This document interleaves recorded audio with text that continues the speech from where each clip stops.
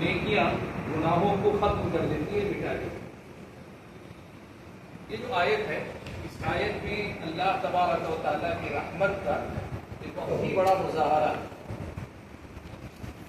آپ ایک بات دیکھیں کہ گناہ اگر اللہ تعالیٰ چاہتا تو ایک سسٹم یہ رکھ دے سکتا کہ جو گناہ تم نے کر دیا لکھ دیا گیا، اب یہ ہمیشہ رہے گا، اور ویسے جو نیکی لکھتی گئی وہ نیکی ہمیشہ رہے گی۔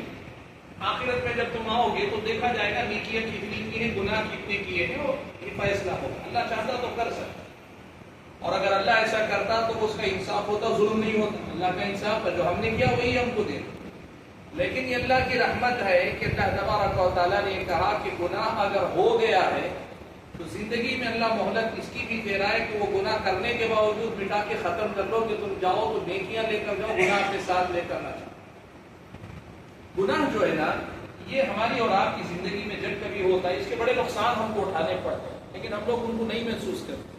عام طور پہ لوگ یہ سمجھتے ہیں کہ گناہ آدمی کو آخرت میں نقصان پہنچائے گا، آخرت میں اس کا نقصان اٹھانا پڑے گا، اگر جہنم میں اللہ نے بھیجا تو چلنا پڑے گا، یہ سب ہم سوچتے ہیں۔ نہیں، وہ تو بعد کی سزا ہے، وہ بہت بعد کا معاملہ۔ اس سے پہلے گناہ اس دنیا میں ہمیں بہت نقصان پہنچاتا ہے۔ ہمارے گناہ سے ہماری روزمرہ کی جو زندگی ہے، اس زندگی میں ہم بہت نقصان اٹھاتے ہیں، لیکن ہمیں معلوم نہیں ہوتا ہے۔ گناہ کے کئی نقصانات ہیں، 2-3 نقصان میں آپ کے سامنے گرا دیتا ہوں۔ ایک نقصان تو گناہ کا سب سے پہلے یہ ہے کہ اللہ تبارک و تعالیٰ گناہ کرنے والے انسان کی زندگی سے چین و سکون اللہ ختم کر دیتا ہے، اطمینان نہیں رہتا۔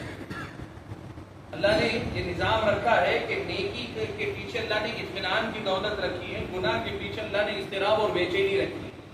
بندہ نیکی کرتا ہے، اللہ سکون کی دولت اتارتا ہے، گناہ کرتا ہے تو اللہ تبارک و تعالیٰ آدمی کی زندگی میں بے اطمینانی، بے چینی لے کر آتا ہے۔ قرآن کی آیت میں اللہ تبارک و تعالیٰ نے 2 مقامات پہ الگ الگ حوالوں سے یہ بات بیان فرمائی۔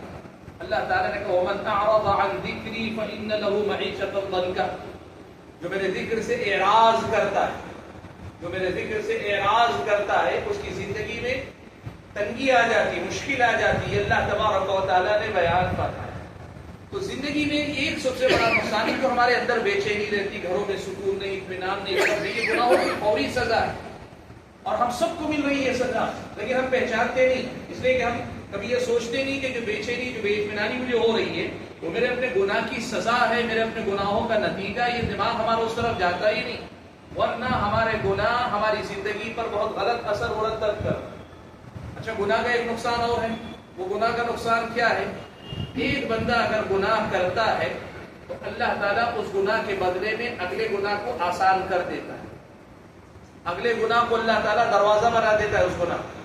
پیارے نبی صلی اللہ علیہ وسلم نے فرمایا وَإِيَّاكُمْ وَالْكَذِبَ فَإِنَّ الْكَذِبَ يَهْدِي إِلَى الْفُجُورِ، جھوٹ بولنے سے بچو، اس لیے کہ جھوٹ تمہیں گناہوں کے کام کی طرف لے کر جاتا ہے، یعنی ایک گناہ دوسرے گناہ کی چابی اور کنجی بن جاتا ہے، یہ اس کا دروازہ بن جاتا ہے، اس کا سبب بنا دیا جاتا ہے۔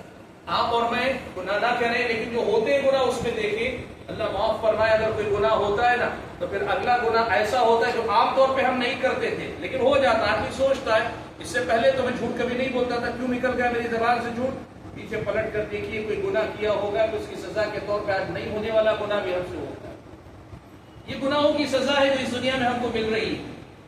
اچھا، گناہ کا ایک نقصان اور ہوتا ہے، بندہ گناہ کرتا ہے اللہ نیکی سے محروم کر دیتا ہے۔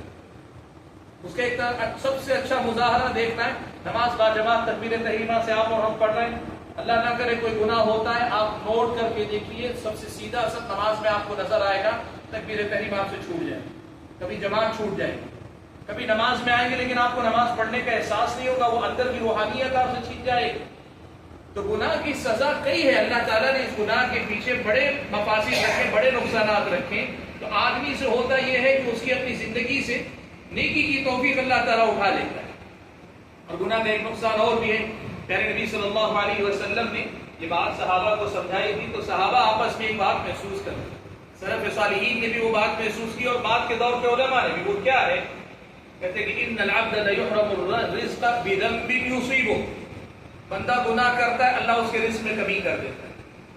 کہ جتنی ہم بے روزگاری کی بات کرتے ہیں نا، ہماری زندگی میں بے روزگاری آ گئی، یا کمائی ہوتی تھی، دکان ہے لیکن کاروبار نہیں ہو رہا ہے، چیزیں میرے پاس تیار ہے لیکن خریدار نہیں مل رہا ہے، کھیتی باڑی کر کے اناج تو اگایا ہے لیکن صحیح قیمت نہیں مل رہی. یہ گناہوں کی سزا یہ سب شکل میں بھی آتی ہے کہ بندے کو رزق سے اللہ تعالیٰ محروم کر دیتا ہے. اور گناہ کی ایک سزا یہ بھی آدمی کو ملتی ہے کہ بعض سلف صالحین میں سے بعض ایک بات کہا کرتے تھے کہ انی لأری شؤم معصیتی فی دابتی، میں گناہ کرتا ہوں تو اس کی نحوست ایسے بھی دیکھتا ہوں کہ جو جانور جس پہ میں سواری کرتا تھا ٹھیک ٹھاک چلنے والا جانور بھی بھڑکنے لگتا ہے، سوار ہونے نہیں دیتا، سرکشی کرنے لگتا ہے. تو گناہ میری، لیکن میرے گناہ کا اثر میرے جانور میں دیکھتا ہوں. اور بعض نے کہا میں اپنے گناہ کا کی نحوست اپنی بیوی کی سرکشی کی شکل میں دیکھتا ہوں. اچھی خاصی بیوی، بات مان لینے والی، اچانک پکڑنے لگتی ہے. کبھی کچھ نہیں بولنے والی، اچانک یہ جواب دینے لگتی ہے. کچھ تو ایسا ہوتا ہے جو ریگولر نہیں، یعنی عام طور پہ نہیں ہوتا، لیکن کچھ تبدیلی ہم دیکھتے ہیں. یہ سب گناہوں کے اثرات ہیں.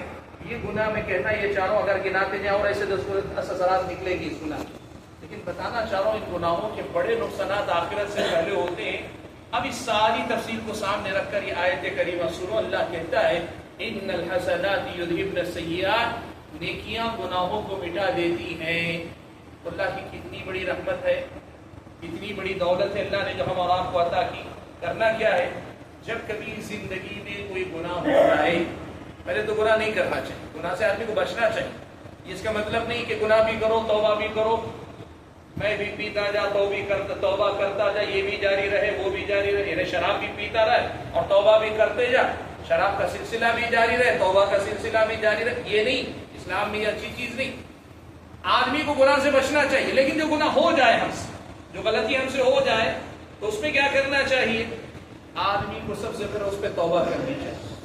اور دوسری بڑی جو اس حدیث میں جو اس آیت میں اللہ نے بتایا وہ یہ ہے کہ گناہ کے بعد نیکی کر لیا. گناہ اگر ہو گیا ہے اس کے بعد نیکی کر لو کہ نیکی تمہارے گناہ کو مٹا دے گی.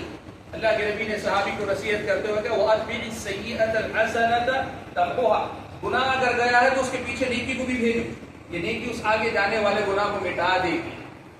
تو یہ جو ہماری زندگی میں ایک سبق سیکھنے کا ہے وہ یہ کہ گناہ ہو جاتے ہیں لیکن ہمیں نیکی خیال سے کرنی چاہیے کہ مجھے ضرورت ہے میرے گناہ مٹانے کی، اور اگر میں گناہ نہیں مٹاؤں گا تو اس کی نحوست میری دنیا برباد کرے گی، آخرت تو برباد کرنے ہی والی ہے. اور یہ اللہ تبارک و تعالیٰ کی کتنی بڑی دولت، کتنی بڑی نعمت ہے کہ اللہ نے کہا ان الحسنات یذھبن السیئات، نیکیاں گناہوں کو مٹا دیتی ہیں.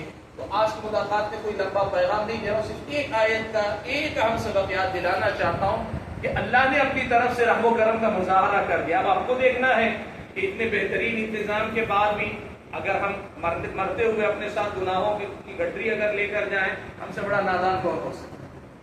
یعنی اللہ نے موقع دیا ہے گناہ کے بعد توبہ کر لو، گناہ کے بعد استغفار کر لو اور گناہ کے بعد نیکی کر کے گناہوں کو مٹا دو، یہ سب موقع دیا ہے. پھر بھی بندہ اس دنیا سے جاتے ہوئے اگر گناہ لے کر جائے اور گناہ بھی اتنے لے کر جائے جتنے گناہ اس کی نیکیوں پہ غالب آ جائے، اور تب تو پھر اس آدمی کی بیوقوفی کے علاوہ اور کیا کہا جا سکتا.